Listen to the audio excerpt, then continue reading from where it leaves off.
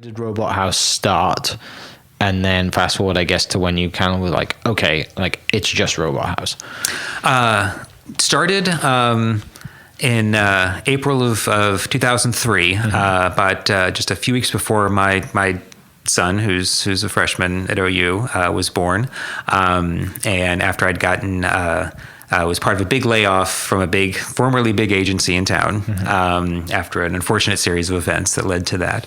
Luckily, I had still have an amazing, wonderful wife who is a badass attorney. And so she had a great job and benefits and allowed me to start my business in our living room, as she was, 8 months pregnant, which was a great benefit because then when she was like, it's time. Yeah. I was like, all right, I was right there, just, hit the ground that, my previous job, I wasn't doing high profile stuff. I hadn't been a member of any clubs or anything. Nobody knew who I was. That year was the hardest $12,000 I've made in my life because I just squeezed every penny out to make it, just a little bit here, a little bit there. And got on at another agency after that first year that lasted about 5.5 years. And then end of 2009 is when I left that agency and really refocused on Robot House as a full-time thing. And at that point, I'd won some awards, got my first couple of humor awards, some other addies, had gotten involved with Ad Club, did some adjunct teaching at Oklahoma Christian. And so that really was where I kind of realized the power of Oklahoma City, the power of us being a big, small town and everybody being 1 degree, separated from everybody else, essentially. Because then I had a network. Then I had, people kind of cheering for me, and so so at this point, that's been over 12 years. I hired a couple of really good buddies of mine, Brett and Adam. It'll be 7 years in June that they joined Robot House. Up until then, it was me and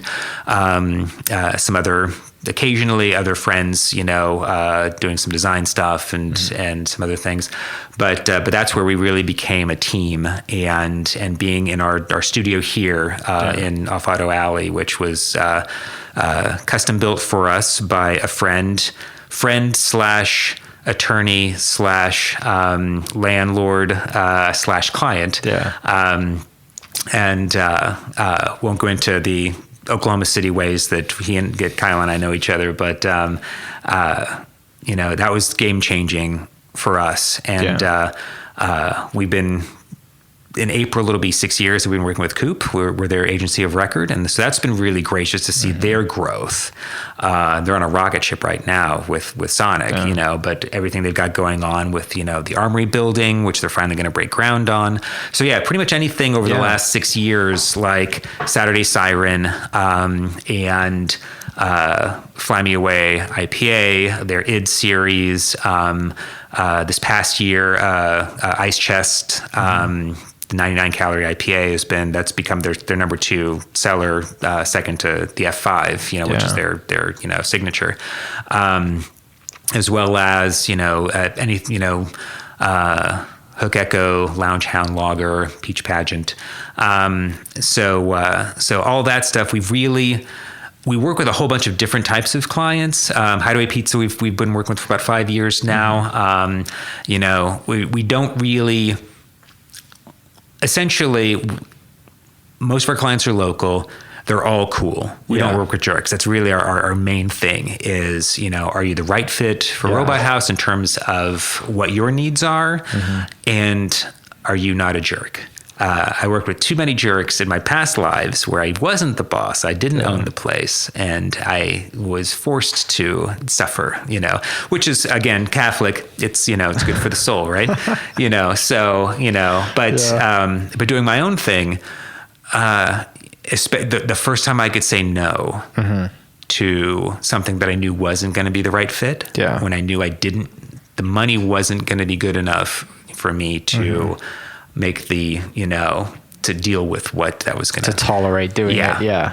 That was like just, so liberating. Yeah. No is so liberating when you feel for so long that you have to say yes just to keep things going. So, so we work with all kinds of clients. We have been doing more in craft beer, in packaging. We've got a big craft beer focus right now. We just talked earlier today to Tabby with the Craft Beer Association, Craft Brewers Association, sorry.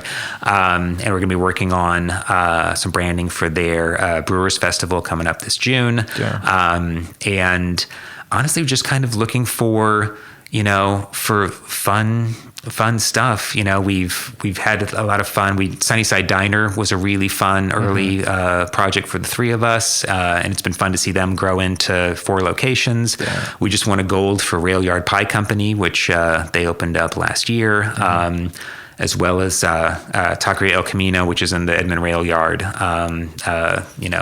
Anything you can eat and drink tends to be more fun than... You're just in the business of wanting free beer and free food, right? That helps. Yeah. And honestly, it's, it is pretty great when, we go and we actually still need a good coffee client. That's we haven't yet hit that threshold. We will be unveiling the rebrand for a slightly controversial coffee shop in the next couple of months. That will be hitting the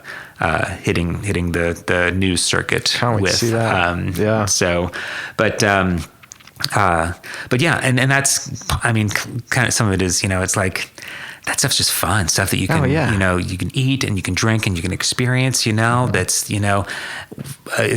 we do really cool, fun brands for, elder law firms and things like that. We got a really great one that we're about to launch. And they were great to work with and they were super fun. Their brand's not fun, but they were fun to work with. But they were fun to work with. And we gave them something really top notch and really awesome. And I would work with them again in a heartbeat. They were amazing. But the fun stuff, the packaging, the restaurants, the bars,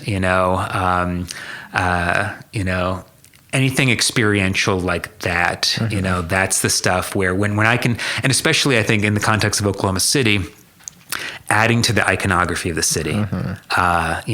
We designed the Pump Bar branding, and they really Ian and Haley, they took it and that was really their vision. We created something with them that really spoke to their vision for that space, and they were so crazy creative just in how they approached everything that it all just fit together. And gosh, that's been I want to say 8 years now that's been open, I think.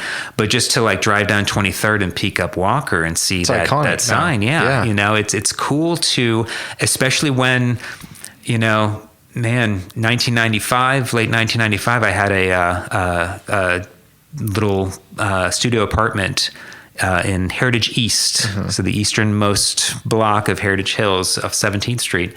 $275 a month. It was an amazing, amazing deal at the time because there was nothing to do. There was nothing around, and driving down 23rd Street, and it was all a bunch of boarded up, plasma places and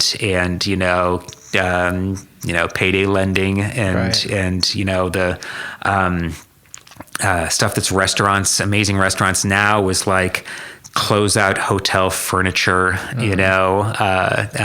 just crap. It was awful. It was awful, and so to see the tower lit up, go to shows at Tower, my son and I saw Kamasi, Washington a week and a half before the world shut down, and it was transcendent, and to see, sort of like this, things brought back to life and then new life, and to be a part of that, when you can create something or collaborate with somebody to create something that becomes that part of local culture, that's an honor.